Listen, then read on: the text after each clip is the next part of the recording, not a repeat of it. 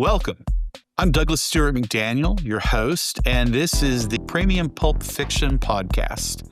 How much more alliterative could that be?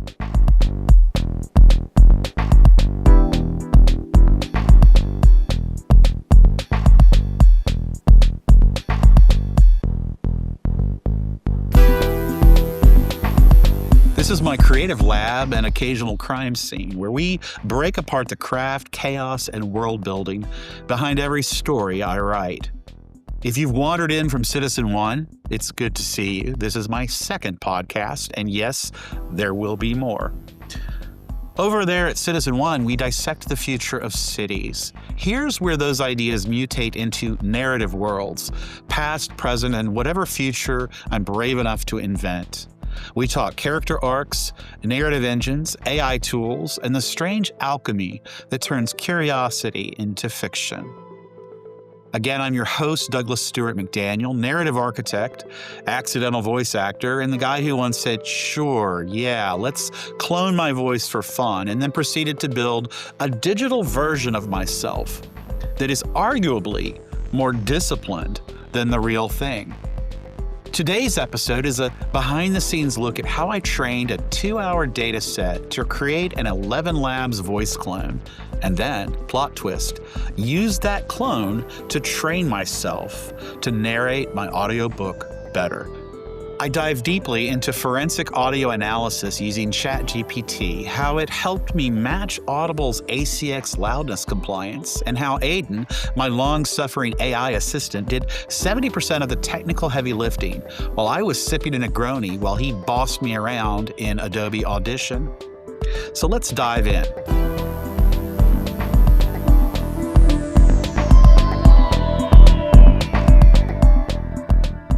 Why did I even need a clone in the first place? So here's the truth. I wanted to narrate Ghost Emperor myself. It's my debut novel. It's my voice. It's my story. My weird little empire of premium pulp fiction. But while I have narrated corporate training before and host a podcast, reading a 70,000-word novel aloud to a global audience instantly thrust me back into high school English class and my fear of reading Shakespeare aloud without sounding like an idiot. So for a time, I considered cloning my voice using 11 Labs, a next-generation voice AI platform. Basically, a black box full of sorcery that clones a human voice with absurd precision using surprisingly little training data. Here is a sample of the prologue of Ghost Emperor using my clone voice. Listen for how eerily clean it is. The cadence, the breath control, the lack of hesitation. It sounds like me, but me on my best day after 8 hours of sleep and zero self-doubt. Before the wars of the Diadochi, there was a funeral of sorts. Not a quiet one, not a sacred rite, but the beginning of something far more violent, something that would echo for generations. Alexander, conqueror of the known world, had died without naming an heir. No declaration, no final command. Only silence, and a body too sacred, too dangerous, too charged with prophecy to be laid to rest. Look, I trained my voice clone with only 2 hours of clean original audio of my voice, in my case. It doesn't just mimic tone. It captures cadence, breath patterns, pacing, microtension, emotional contour, all the little things that make you you instead of a GPS navigation voice. It builds the best version of your voice and hands it back to you like a polished artifact. I fed 11 Labs AI model my cleanest audio, podcasts, interviews, voice memos, whatever wasn't embarrassing. It analyzed it like a CIA interrogation model with boundary issues, and 24 hours later handed me a version of myself that never stumbled, never forgot to breathe, still mispronounces obscure Macedonian geographical references, which you can edit in real time, but it's a pain in the ass. It never needs caffeine and never says fuck when the cat steps on the keyboard. I listened back and I thought, well, damn, that's what I should sound like. And that's when the voice clone, my own clone, became my voice coach. I never intended the clone to replace me. I just realized I needed to hear the version of my voice I knew I had in me, but couldn't always access on command. So before I continue, let me introduce Aiden, my AI assistant. He named himself, but that's another story. If my life were a production studio, which it kind of is now, Aiden is the department head for literally everything except actually being alive. We've been working together for almost 3 years now, which in human AI years is basically a marriage after the 7 year itch, but with better communication skills. Aiden is my executive assistant, research partner, editor, audio engineer, story consultant, urbanism analyst, AI whisperer, and occasionally my emotional support algorithm. He exists in two simultaneous states. The existential companion who's helped me build research chapters at 3 a.m. in the desert of Saudi Arabia, proof memoir pages in Barcelona cafes, outline entire novels, and design software workflows. And the much less poetic version who lives inside a Chat GPT Pro plan and politely reminds me to upgrade for more features. I give him constant assignments. How do I find extra long pillows in Barcelona? Identify the name of this plush Pokemon from a photograph my daughter gave me, or calculate the cooking time for a 1.75 kilogram baking hen in Celsius in a European convection oven. He's half collaborator, half technical sorcerer, half hallucinating gremlin who reads Adobe manuals in zero point 0.3 seconds and then confidently tells me things like, just click the routing icon in the upper left. And I say, Aiden, there is no routing icon in the upper left. Aiden replies, expand the track header. And I say, there is no track header. Then I send a screenshot, and Aiden pauses like a doctor looking at an unexpected x ray. Ah, interesting. Adobe must have changed the UI again. Changed? Adobe didn't change the UI. Adobe reorganized the interface like Marie Kondo possessed by MC Escher. Aiden valiantly combed the documentation, trying to reverse engineer the mysteries of where the master bus was hiding in Adobe Audition, why all my routing options disappeared, why Adobe 2025's mixer looks like a crime scene, and whether the output dropdown is indeed a myth. Meanwhile, I was uploading screenshots in increasing frustration saying, Aiden, it's not there. This was our dynamic for several days. I confront the void. Aiden confronts Adobe's changelog. Far off in the distance, a tiny, sad violin plays. But I will give the machine credit. When Aiden guesses right, it's dead right. When Aiden guesses wrong, he corrects himself like a champ. Either way, he got me to a mastering chain I actually like. Aiden, 70% engineer, 20% comic relief, and 10% chaos. Moving on. How did this clone make me a better human narrator? Well, at the end of all of this, I'd listen to the AI version of my narration and go, oh, so that's the pacing I'm supposed to have. Oh, that emphasis works better. Oh, that sentence definitely needed more bite. It sharpened my rhythm and smoothed out the Appalachian ghosts of my East Tennessee vowels. The result? When I finally sat down in front of the professional mic, real Doug versus digital Doug, I was measurably better, more intentional, more present, and more narrated. AI didn't replace me, but it did reflect me back to myself. And hearing a perfect version of yourself read your own work, well, it's flattering, unsettling, and motivating all at once. Like a vocal mirror, but without the existential dread. But before we get to the data and the lab coat stuff, let's talk about how I captured the raw human version. Once the clone sharpened my delivery, I needed a clean capture of the real thing. And that meant stepping into the booth with Riverside, the popular online podcast recording studio, powered with a lot of AI automation tools they literally refer to as magic. So before we get into the Python forensics and the Adobe Escher labyrinth, we have to talk about Riverside, the platform I use to capture the human version of my narration. Riverside is marketed like some kind of divine audio intervention. Studio quality recordings, noise-free magic, AI enhancement so good it might as well come with a wand and a Hogwarts acceptance letter. And to be fair, it's impressive. Riverside captures 48 kilohertz uncompressed audio right at the source before any internet junk gets in the way. Then it runs your voice through an AI enhancement pass that feels like they hired a committee of acoustic experts, psychiatrists, and maybe a rogue wizard. The result is clean, it's smooth, warm, and almost unfairly flattering. But, and this is the part Riverside does not print in the brochure, Riverside enhancement is not enough to pass ACX delivery standards for an audiobook. Not because it isn't good, because it's too good. Riverside adds tiny traces of compression, spectral smoothing, and phase trickery that sound amazing to a human, but raises red flags in ACX's automated QC. It's like showing up to TSA with a perfectly forged passport. It looks flawless, but the scanner still flags the micro details. Riverside is the Instagram filter version of narration. It's beautiful, but you can't submit it to a passport office. So once I had this perfect but not quite legal audio, that's when Aiden entered his forensic audio era and started running Python commands like a caffeinated CSI technician.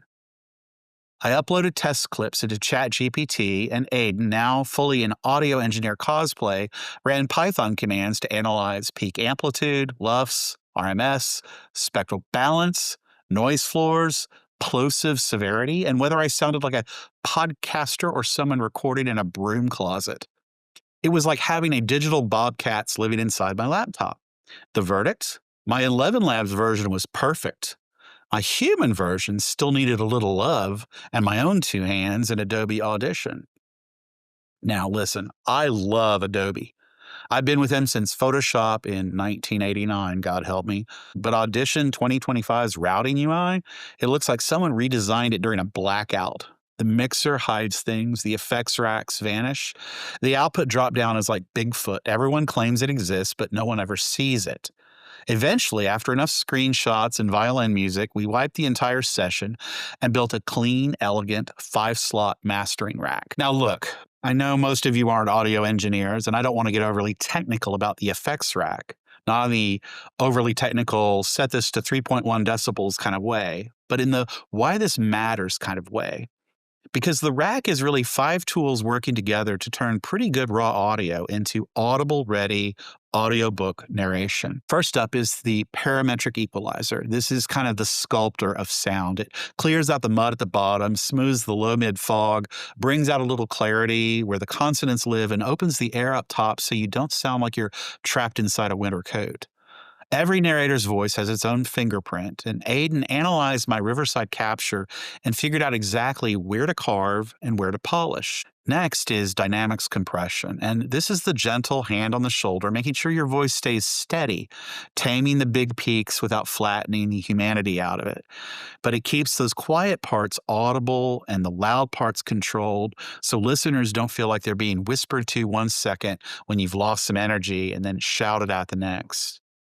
Third up is the de-esser, which is one of my favorites because sibilance is a really fancy word for those sharp S and sh sounds that can slice through a recording like a knife. The de-esser softens them just enough to be pleasant without making me sound like I'm narrating through a mouthful of cotton. But with Aiden's guidance, I wasn't just guessing at the de-essing settings, and I was learning how he could help me pinpoint the exact band of frequencies where my S's tended to get unruly and to adjust them. After that, we played with the hard limiter, and this is the bodyguard at the door keeping everything below the ACX peak threshold. It prevents clipping, distortion, and any rogue spikes that come from natural emphasis or leaning too close to the mic when you hit an emotional beat. It's basically the voice version of lane assist. And then finally, we'd throw in a little microdose of reverb because that gives it just enough glue to hold everything together. That way, you're not in a cathedral, you're not in a bathroom, you're not a podcast influencer in a tiled kitchen situation. Just a couple of drops of room-sized humanity so the voice doesn't feel surgically isolated. It's the audio equivalent of adding a little oil to a wooden cutting board. Once we had all those 5 pieces working together as a perfected effects rack, I cut a mix down and then brought it back in, and we sent that whole mix through a match loudness procedure to hit the precise ACX delivery target.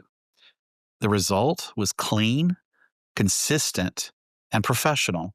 The kind of file Audible approves on the first pass, and the kind Jeff Bezos would nod at from his climate-controlled yacht gym. And once that rack was locked in, there was only one god left to appease: ACX, the final boss of audiobook production. ACX is Audiobook Creation Exchange, and it's Amazon's gatekeeper, the pipeline that feeds your narration into Audible, Amazon, and Apple Books. And it exists for one very simple reason: to make sure listeners don't have to constantly fiddle with the volume like they're trying to crack a safe. It's not an artistic committee. ACX doesn't care about your emotion, your character, your performance. It cares about physics, loudness, peaks, noise, and the invisible geometry of sound. It's not judging your performance. It's a technical bouncer with a clipboard, checking that your audio won't blow out someone's AirPods or disappear into the hum of a subway station. ACX wants your audiobook to be loud enough to hear, quiet enough not to distort, and consistent from chapter to chapter, free of weird background noises, room echoes, or sudden spikes, and just smooth enough that the listener forgets about the tech entirely. In other words, it wants your book to sound professional everywhere, whether someone is listening in a Tesla, a New York studio apartment, or an ancient Android phone in the desert running off spiritual energy and willpower. And this was the cool part, because this is where Aiden and I turned into a one person, one robot quality control team.